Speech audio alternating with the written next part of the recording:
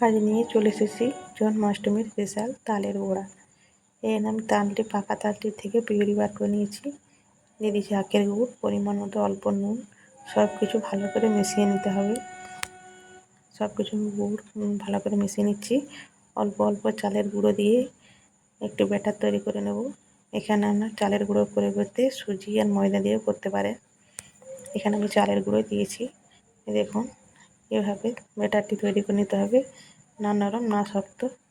গরম তেলে ভেজে নিলেই বলের আকারে ছোট ছোট তৈরি করে ভেজে নিলে লাল লাল করে হয়ে গেল খুব সহজেই তালের বড়া।